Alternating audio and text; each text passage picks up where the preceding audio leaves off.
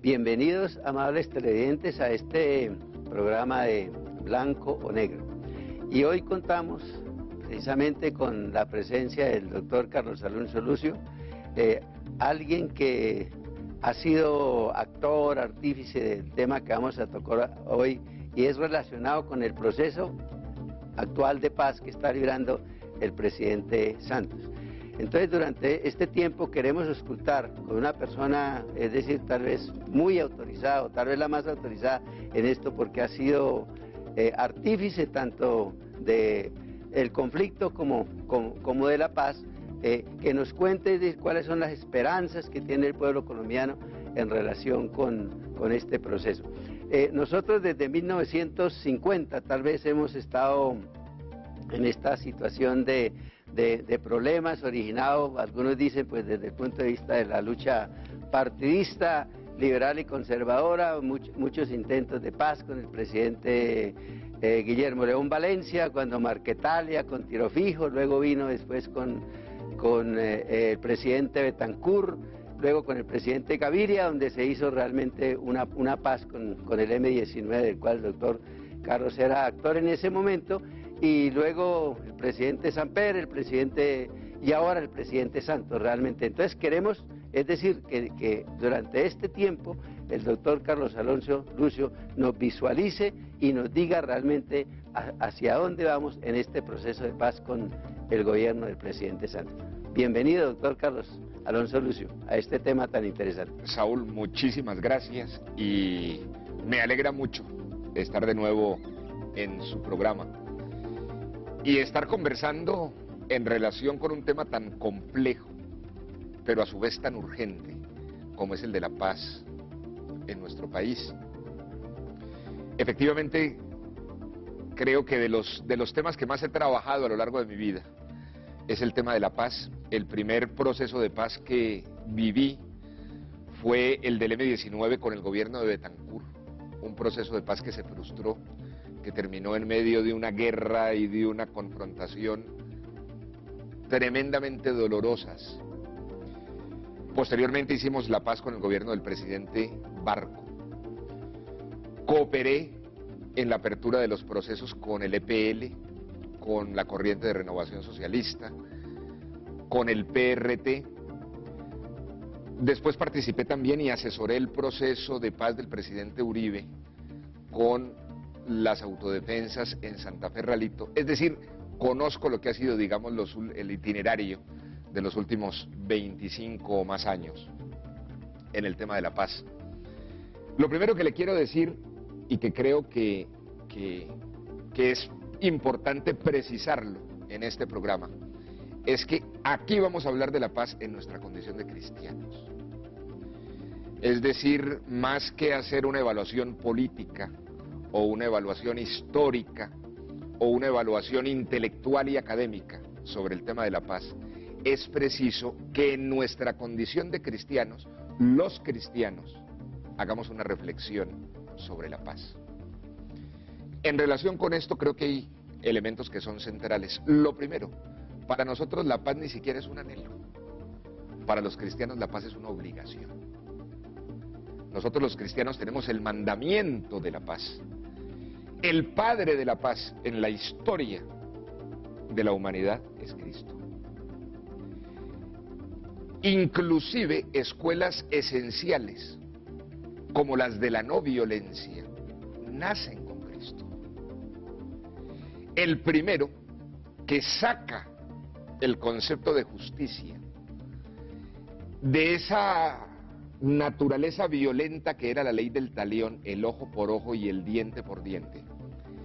La relación crimen-venganza, aunque fuera una venganza legitimada en relación de una autoridad de Estado, en aquella época no había, o en una autoridad del poder político de la época, es Cristo, quien dice no responder violencia con violencia, no vengar el crimen. La justicia no puede ser un factor de venganza, debe ser la solución de los conflictos, debe ser fundamentalmente pacífica, aunque él haya sido víctima de violencias. Es decir, para nosotros los cristianos la paz es un mandamiento, la paz es una convicción, la paz es una esencia.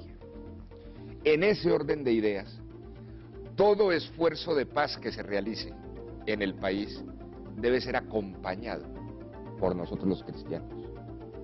Y no solamente debe ser acompañado desde el punto de vista de una adhesión emocional, sino que debemos acompañar estos procesos de paz espiritualmente y socialmente. Espiritualmente en oración, espiritualmente en ayuno, espiritualmente en todas las actividades que podamos desarrollar como iglesia. Y socialmente haciéndonos una pregunta esencial: ¿qué podemos hacer por la paz de este país como iglesia y como individuos?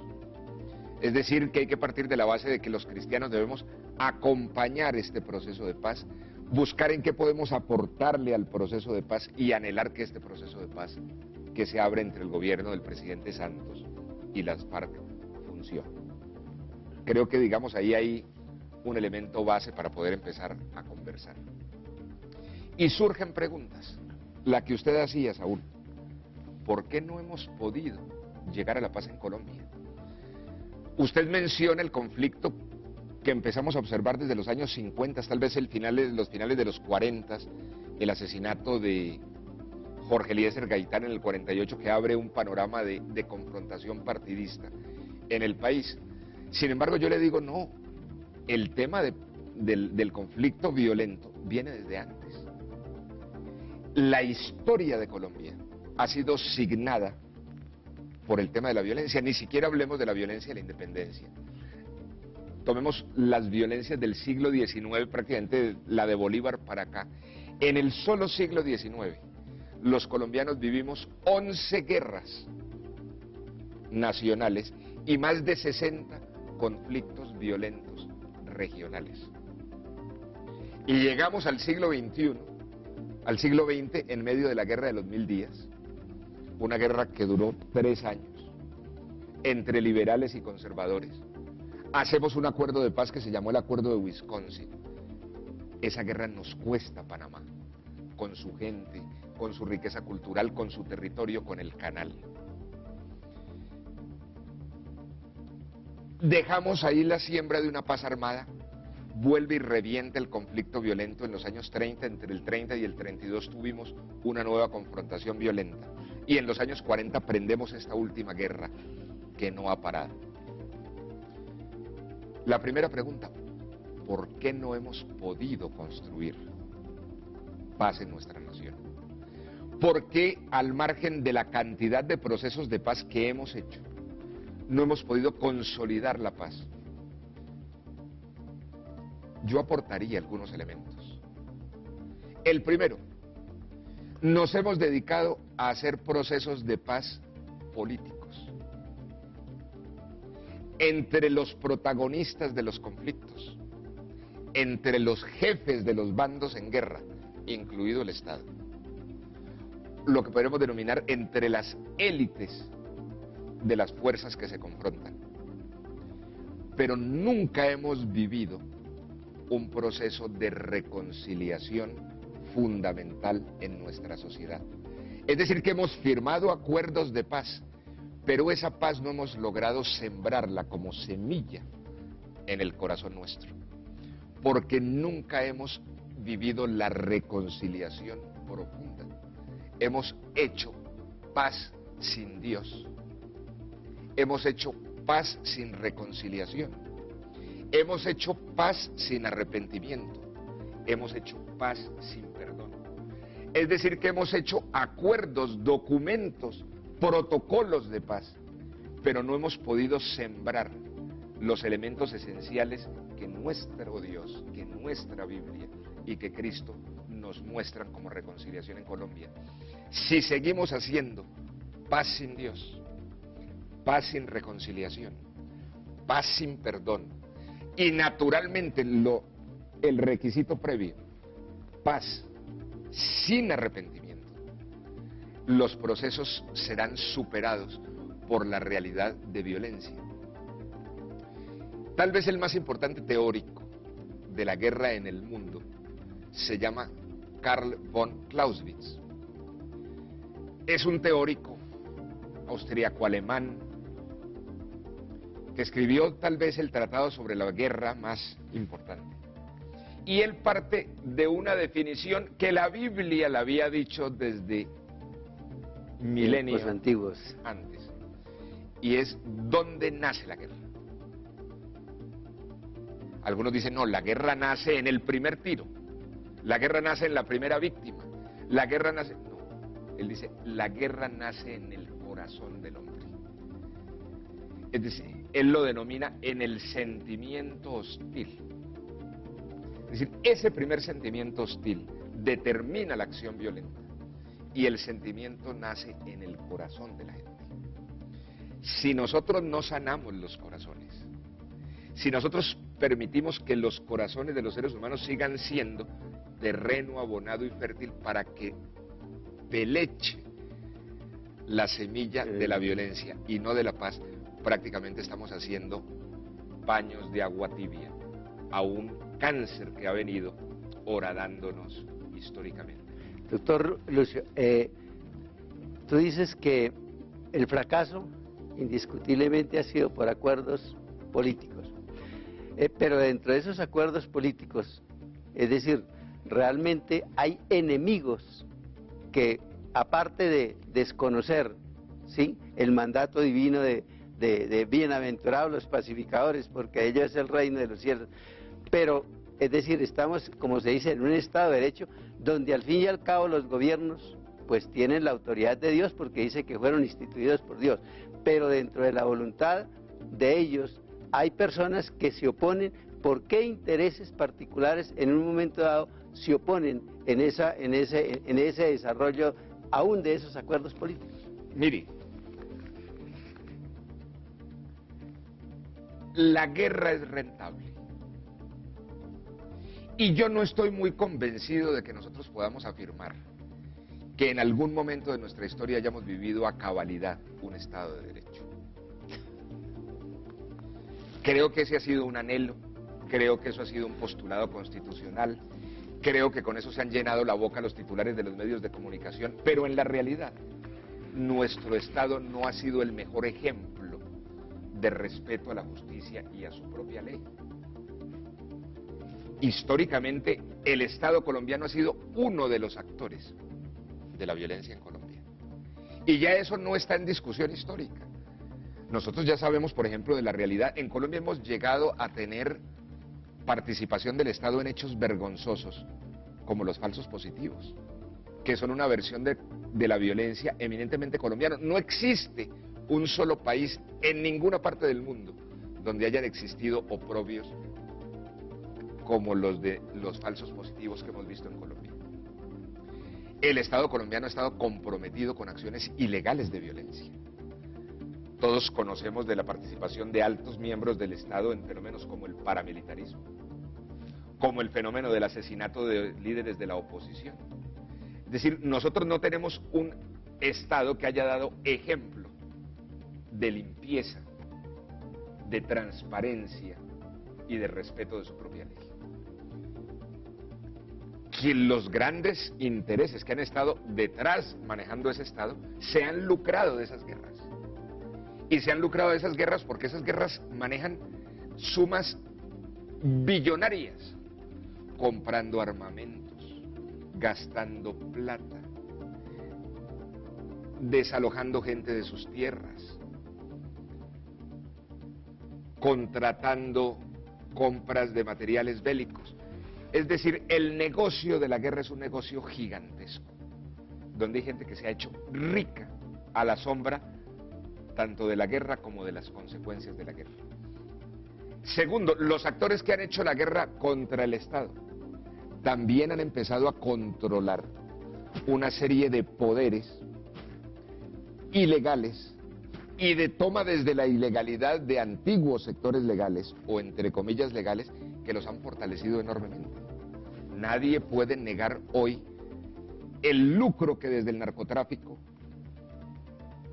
reciben sectores armados y violentos antiestatales.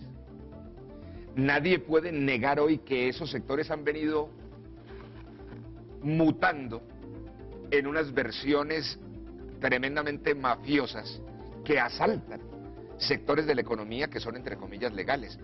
Le puedo mencionar, por ejemplo, la incidencia gigantesca que tienen en las centrales de abastos de alimentos de las grandes ciudades, que tienen en sectores del comercio, que tienen en la minería, que tienen en la adquisición de tierras y en manejos de algunos sectores del agro. En fin, que han tenido, por ejemplo, en el manejo de la contratación del erario público, del presupuesto en las regiones, en el manejo de sectores como la salud. Es decir, gente que a fuerza de pistola y pólvora ha venido adueñándose de sectores lucrativos de la economía nacional. Esto tiene versiones nuevas, pero eso ha sido histórico.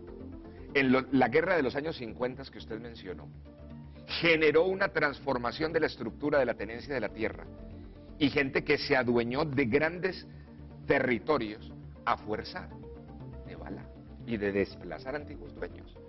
Y después eso lo legitimaron en notarías y en las oficinas de registro. Y eso lo bendijeron con partidos políticos en el Congreso de la República. Es decir, la violencia ha sido rentable. Más rentable que la paz.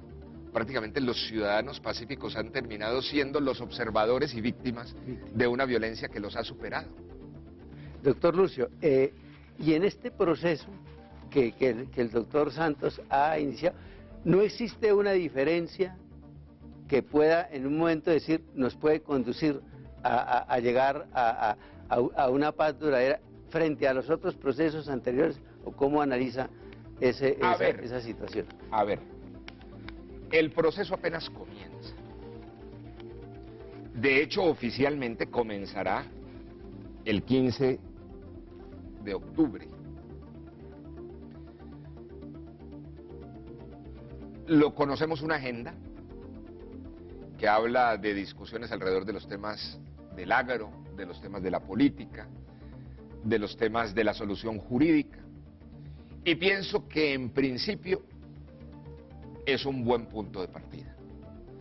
Ahora, los colombianos en general, y repito, los cristianos en particular y nuestras iglesias, debemos forjarnos una reflexión alrededor del tema. Lo primero que tenemos que decir es: Dios quiera que la paz progrese. Segundo, debemos decir en qué podemos colaborar. Y tercero que podemos decir es, estamos viendo cosas que hay que hacer y que no están allí. Por ejemplo, la paz en su conjunto, los actores del conflicto colombiano no están todos sentados en esa mesa. Prácticamente, si uno dijera desde el punto de vista del análisis específico de esa mesa de negociación, allí está tratándose el tema de uno de los conflictos más importantes, más no el único, que es el conflicto entre las FARC y el gobierno. Mas hay otros conflictos en nuestra sociedad que también generan violencia y que tienen que ser tratados de alguna manera. Estoy refiriéndome a los conflictos que engorda y estimula el narcotráfico. Estoy hablando de los conflictos de los muchachos de los sectores marginales de las ciudades de nuestro país. Estoy hablando de las BACRIM que han irradiado sectores gigantescos del territorio nacional y de los territorios productivos del país. Es decir, hay una cantidad de conflictos que no están en esa mesa. Y esto se refiere a otro tema por los cuales nosotros no hemos podido resolver en los procesos de paz anteriores el tema de la paz. Y es que siempre nos sentamos a negociar el penúltimo conflicto y dejamos los últimos conflictos por fuera. Si nosotros dejamos los conflictos de la marginalidad social, que hoy están no solamente desbordando la capacidad colombiana, sino que han desbordado la capacidad centroamericana a través de los maras y las calles 18, por ejemplo, en Salvador, Guatemala, Honduras, que han superado la capacidad de los mexicanos. que tienen reventadas ciudades como Río de Janeiro y Sao Paulo en Brasil. Es decir, que hoy podríamos estar hablando de los síntomas de una violencia histórica desde la marginalidad social en América Latina. Si no miramos eso, estamos sencillamente resolviendo un conflicto que es el penúltimo. Y estamos dejando vivas las semillas de los últimos conflictos de la historia colombiana. O sea que uno de los temas que yo pienso que debemos decir es, hay que intentar abordar estos otros conflictos en la búsqueda y la construcción de una paz más estable en nuestro país. Tenemos que decir algunas otras cosas. ¿Qué va a pasar con la pobreza? ¿Qué va a pasar con el tema de la justicia social en nuestro país? Porque si nos concentramos únicamente en resolver el problema de los 20.000 o 15.000 o 25.000 guerrilleros o exguerrilleros en un proceso de paz y dejamos de lado el tema de la pobreza inmisericordia e inimaginable que vive más de la mitad de nuestra población, estamos haciendo un proceso parcial entre dirigentes de un conflicto, pero no estamos construyendo una paz nacional. Doctor, y en esa situación que usted plantea, que me parece supremamente complicada y gravísima frente al futuro de un proceso de paz, como cristianos, la Iglesia, ¿qué podemos hacer? Decir, pues todos estamos orando, pero es decir, como parte de esa sociedad, ¿cierto?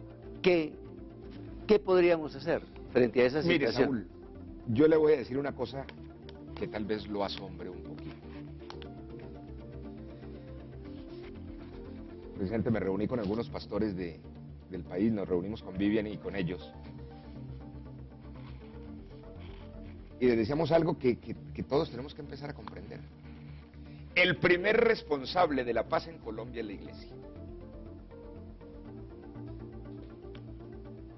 Es decir, es fundamental que las iglesias, los pastores, los cristianos, todos nosotros empecemos a reflexionar sobre nuestra tarea en la sociedad colombiana en este momento de la historia.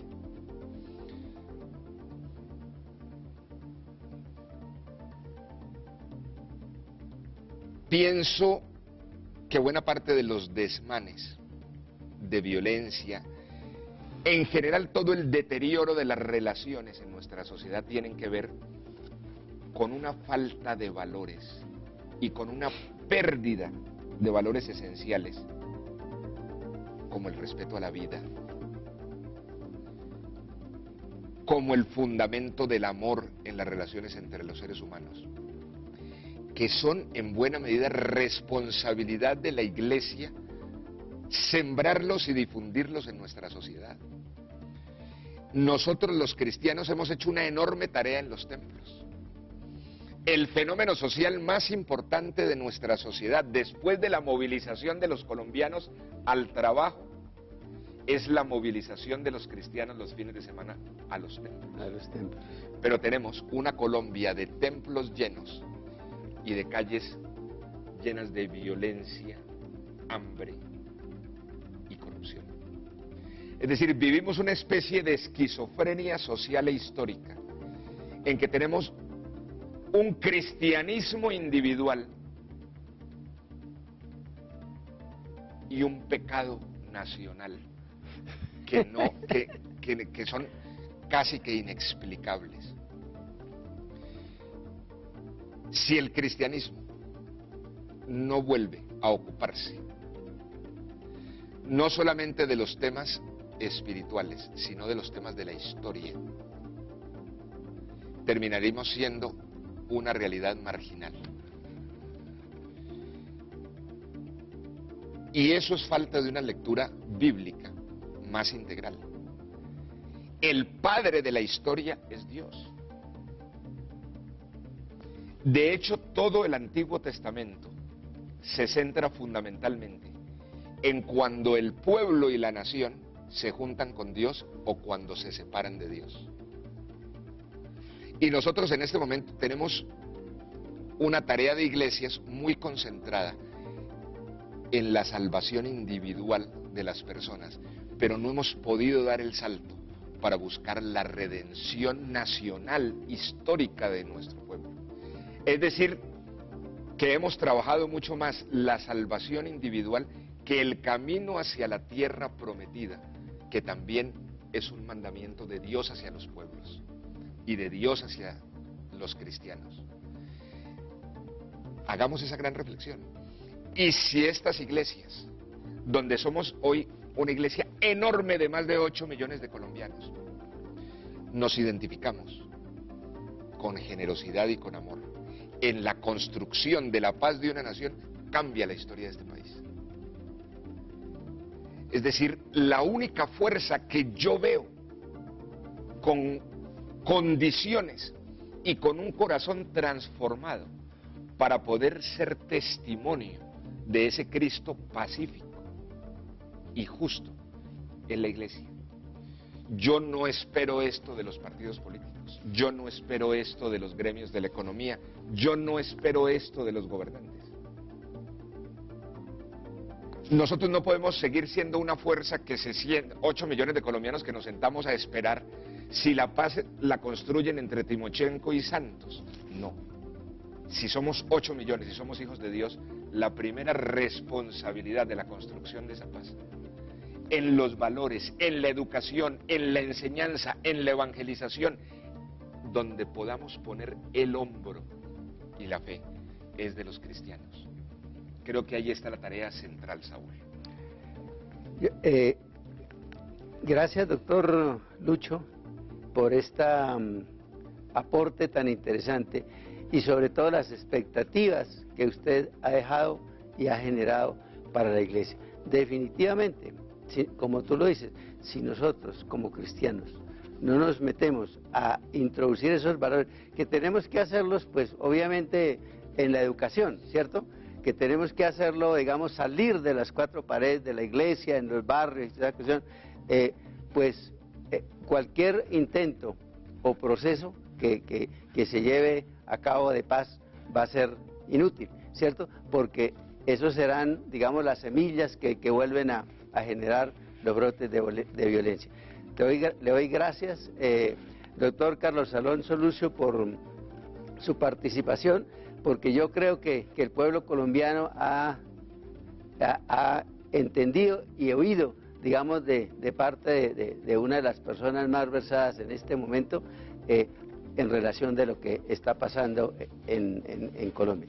Muchas gracias y bienvenido a este canal en próximos días, porque sabemos que su participación es muy enriquecedora para la labor que hacemos a través de estos medios de comunicación. Muchas gracias, doctor Carlos. Gracias, Saúl, y cuente con la colaboración que yo pueda darle.